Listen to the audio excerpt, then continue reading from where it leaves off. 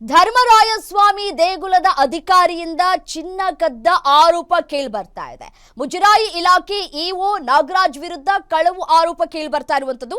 ಕರಗ ಸಮಿತಿಯ ನಿಕಟಪೂರ್ವ ಅಧ್ಯಕ್ಷ ಸತೀಶ್ ಸುದ್ದಿಗೋಷ್ಠಿಯನ್ನ ನಡೆಸಿದ್ದಾರೆ. ಅಧಿಕಾರಿ ನಾಗರಾಜು ರೆಡ್ ಹ್ಯಾಂಡ್ ಆಗಿ ಸಿಕ್ಕಿಬಿದ್ದಿದ್ದಾರೆ. ಹುಂಡಿ ಓಪನ್ ಮಾಡಿದಾಗ 5,37,000 ರೂಪಾಯಿ ಹಣ ಮತ್ತೆ 120 ಗ್ರಾಂ ನೆಕ್ಲೆಸ್ ಇತ್ತು ಅಂತ ಹೇಳ್ತಾ ಇದ್ದಾರೆ. ಆದ್ರೆ 3 ದಿನಗಳ ನಂತರ ಹುಂಡಿಯಲ್ಲಿ 68 ಗ್ರಾಂ ಹಾಕಿದ್ದಾರೆ, ಚಿನ್ನದ ಸರವನ್ನ ಹಾಕಿದ್ದಾರೆ. ಇನ್ನು 60 ಗ್ರಾಂ ಎಲ್ಲಿ ಹೋಯ್ತು? ಮುಜರಾಯಿ ಇಲಾಖೆಯಲ್ಲಿ ಭಾರಿ ಅವ್ಯವಹಾರ ನಡೆದಿದೆ ಅಂತ ಹೇಳ್ತಾ ಇದ್ದಾರೆ.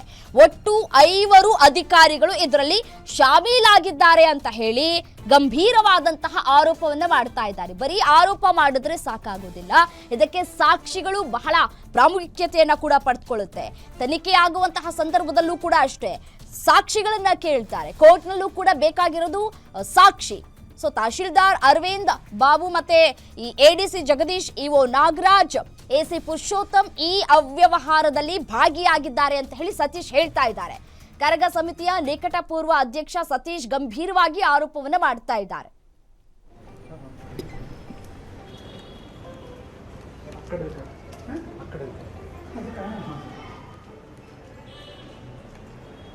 ಇರಿ ಸರ್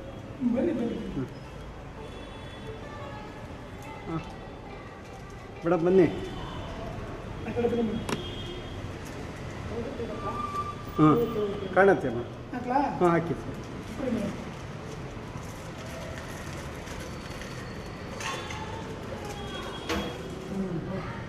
ಓಕೆ.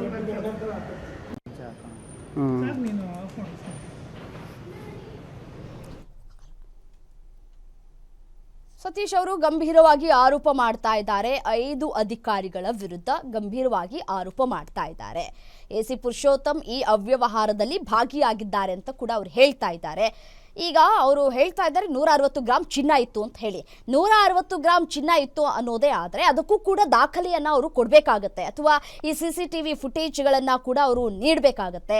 CCTV ಫುಟೇಜಲ್ಲಿ ಎಷ್ಟು ಈ ಒಂದು ಡೋರ್ ಓಪನ್ ಮಾಡಿದಂತಹ ಸಂದರ್ಭದಲ್ಲಿ ಎಷ್ಟು ಹಣ ಇತ್ತು, ಎಣಿಕೆ ಆಗಿತ್ತಾ ಇಲ್ವಾ, ಮತ್ತು ಎಷ್ಟು ಗ್ರಾಮ್ ಚಿನ್ನ ಇತ್ತು, ಅದಕ್ಕೆ ರೆಸಿಪಿ ಬೇಕಾಗತ್ತೆ ಎಷ್ಟು ಗ್ರಾಮ್ ಚಿನ್ನ ಇತ್ತು ಅಂತ ಹೇಳಿ.